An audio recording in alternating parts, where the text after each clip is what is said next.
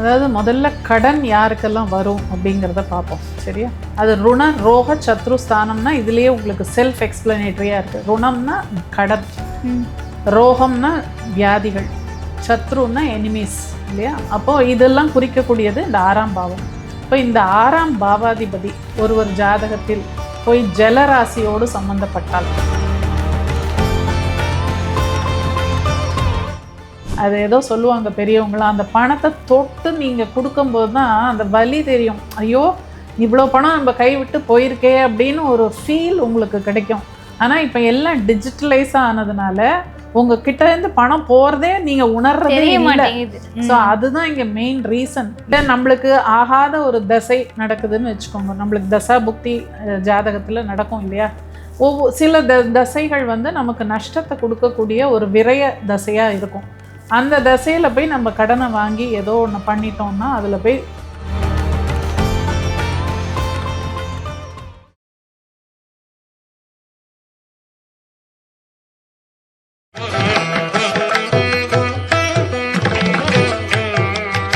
நமஸ்காரம். வணக்கம். சூப்பர்.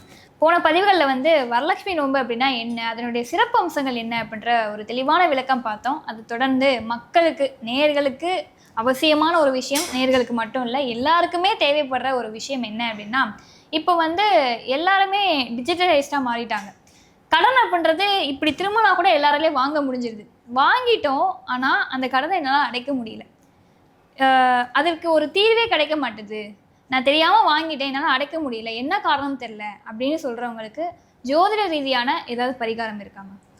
அதாவது முதல்ல கடன் யாருக்கெல்லாம் வரும் அப்படிங்கிறத பார்ப்போம். சரியா? ஏன்னா 6ஆம் இடம் ஒரு ஜாதகத்தில் நம்ம லக்னத்துலேருந்து 6ஆம் இடம் அப்படிங்கிறது தான் ருண ரோக சத்ருஸ்தானம்னு சொல்கிறோம். அது ருண ரோக சத்ருஸ்தானம்னா இதுலேயே உங்களுக்கு செல்ஃப் எக்ஸ்பிளனேட்டரியாக இருக்குது. ருணம்னா கடன், ரோகம்னா வியாதிகள், சத்ருன்னா எனிமீஸ் இல்லையா? அப்போது இதெல்லாம் குறிக்கக்கூடியது இந்த 6ஆம் பாவம்.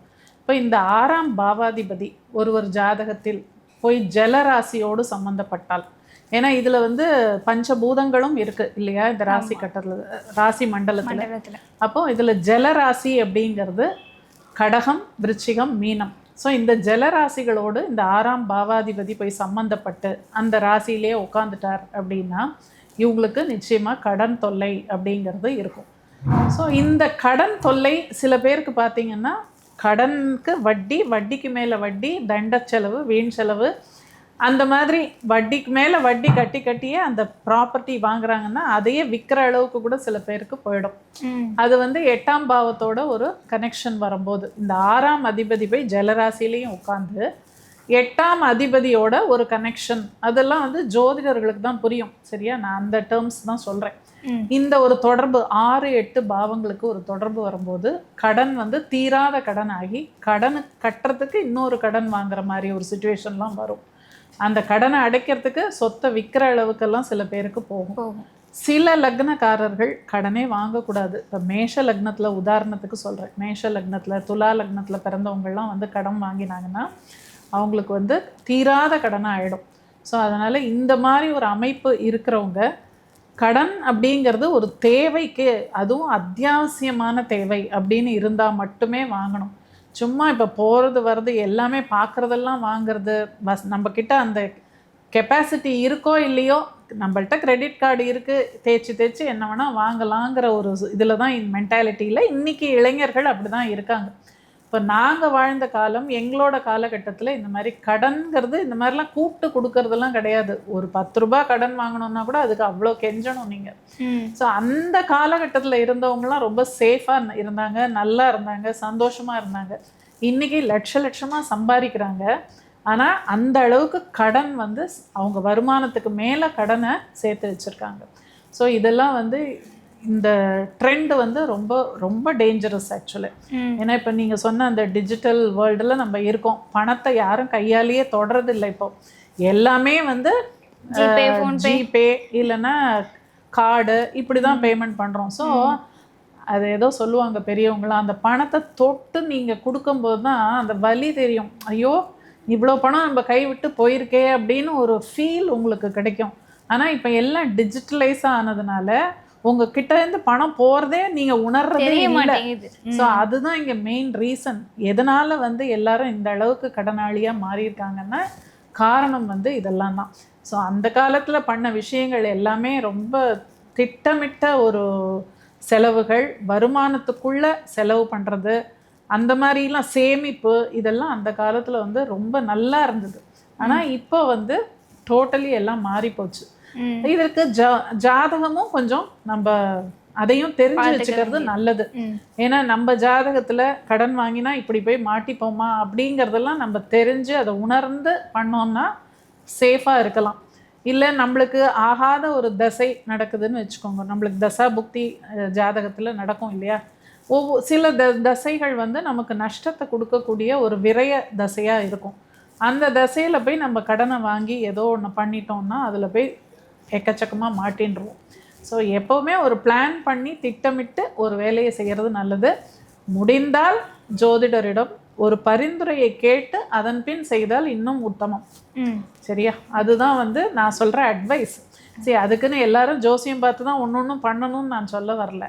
பட் ரொம்ப மேஜர் டிசிஷன், நீங்கள் லைஃப்பில் ஒரு வீடு வாங்குறீங்க அப்படின்னா, அதுலேயும் சிட்டிலெல்லாம் இன்றைக்கி வீடு வாங்குறதுங்கிறது சாமானியமான விஷயம் இல்லை. எல்லாமே கோடி தான்.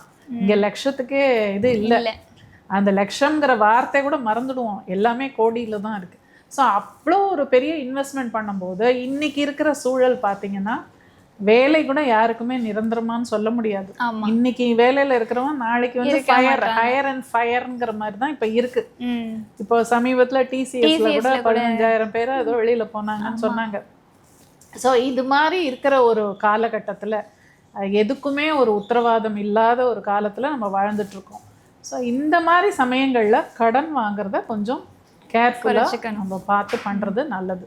அதே மாதிரி இப்போது ஜாதகத்தில் இப்போது நான் வந்து ஒரு ஜோதிடர்கிட்டையோ இல்லை வேறு யார்கிட்டையோ நான் போய் என்னுடைய ஜாதகத்தை நான் கொடுக்குறேன் அப்படின்னா, என்னுடைய ஜாதகத்தில் நீங்கள் வந்து கண்டிப்பாக கடன் வாங்குவீங்க அப்படின்னு சொல்லிட்டு ஒரு விஷயம் இருக்கும் இல்லையா? அது வந்து என்னுடைய கிரக அமைப்பை பார்த்து அவங்க சொல்லுவாங்க கடன் வாங்குவீங்க அப்படின்றது. அப்போது அவங்க சொல்கிற ஒரு விஷயம் என்னவா இருக்குன்னா, நீங்கள் கடன் வாங்குறதையே சுப செலவாக மாற்றுங்க அப்படின்னு சொல்கிற ஒரு காரணம் இருக்கும். சுப செலவு அப்படின்னா நம்ம வீடு வாங்குறதா இருக்கட்டும், இல்லை வேறு ஏதாவது சுபகாரியங்களுக்கு பயன்படுத்துகிறதா இருக்கட்டும், அதற்காக நீங்கள் கடன் வாங்குறீங்கன்னா அதை அப்படி மாற்றிக்கோங்கன்னு சொல்லி ஒரு விஷயம் பதிவு பண்ணுறாங்க. அப்படியே நம்ம வாங்கினாலும் அதுவுமே கடன் மேலே கடன் தானே அதிகரிக்கிற மாதிரி இருக்கும். அது சுப செலவாக ஆகும். ஏன் அப்படி சொல்கிறாங்க? உங்கள் ஜாதகத்தில் நீங்கள் கடன் வாங்கணுங்கிற ஒரு சிச்சுவேஷன் இருக்குது அப்படின்னா நீங்கள் வாங்கியே தீர்வீங்க. சரியா?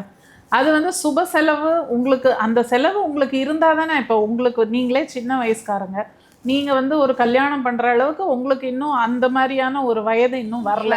ஸோ இதை சுப செலவாக மாற்றுங்க அப்படின்னா, வீடு வாங்குறது சுப காரியம்தான். பட் அதுவும் இந்த காலத்தில் எல்லாருமே கடன் வாங்கி தான் வீடு வாங்குறாங்க. யாரும் கையில் பணத்தை வச்சுட்டு யாரும் வீடு வாங்கலை. ஒரு கார் வாங்கணுமா, அதுவும் இஎம்ஐயில் தான். ஒரு லேப்டாப்பு, ஒரு ஃபோனு, எல்லாமே இஎம்ஐயில் தான் இப்போ ஓடிட்டுருக்கு. யாருமே கையில் காசு வச்சுக்கிட்டு போய் பொருள் வாங்குறதில்ல. ஸோ எந்த கடன் வாங்கினா என்ன, அது சுப செலவாக இருந்தால் என்ன. இப்போ வீண் செலவுக்கு யாரும் போய் கடன் வாங்க மாட்டாங்க. மேபி வீண் செலவுன்னு நான் எதை சொல்லுவேன்னா, இப்போ உங்களுக்கு வசதி இருந்தால் கடன் வாங்கி இஎம்ஐயில் நீங்கள் ஃபாரின் டூர்லாம் போகலாம். உங்கள் கெப்பாசிட்டி என்னன்னு உங்களுக்கு தெரியும். சப்போஸ் உங்களுக்கு அந்த தகுதி இல்லை, கெப்பாசிட்டி இல்லைன்னா, அந்த மாதிரி இருக்கிறவங்க இந்த ஃபாரின் டூர் எல்லாம் கடனில் போகிறாங்க பாருங்கள், இஎம்ஐயில். அது வந்து நான் வந்து தப்புன்னு சொல்லுவேன்.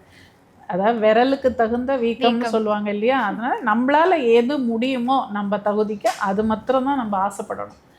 எல்லாத்துக்கும் அதாவது மற்றவங்க பண்ணுறாங்கன்னு சொல்லி ஒரு விஷயத்தை போய் பண்ணுறது ஃபர்ஸ்ட் ஆஃப் ஆல் அதுவே தப்பு. அந்த மென்டாலிட்டி இப்போ நிறைய இருக்குது எல்லாருக்குமே. ஈவன் வீடு வாங்குறத கூட நான் வந்து புத்திசாலித்தனம்னு சொல்ல மாட்டேன். ஏன்னா ஒரு பழமொழி உண்டு, இங்கிலீஷில் சொல்லுவாங்க, fools will buy houses for wise men to live அப்படின்னு ஒரு பழமொழி இருக்குது. அதாவது முட்டாள்கள் தான் வீடு வாங்குவாங்களாம். யாருன்னா அதாவது புத்திசாலிகள் வசிப்பதற்காக முட்டாள்கள் வீடு வாங்குவார்கள் அப்படிங்கிறது தான் இதனுடைய அர்த்தம். ஸோ இதுதான் ஆக்சுவலி வீடு வாங்குறது, இஎம்ஐயில் வாங்குறது அப்படிங்கிறது புத்திசாலித்தனம் கிடையாது என்னை பொறுத்த மட்டும். இது என்னோட பர்சனல் ஒப்பீனியன். ஓகே, பட் இதுதான் உண்மை. இதுதான் ஓகே.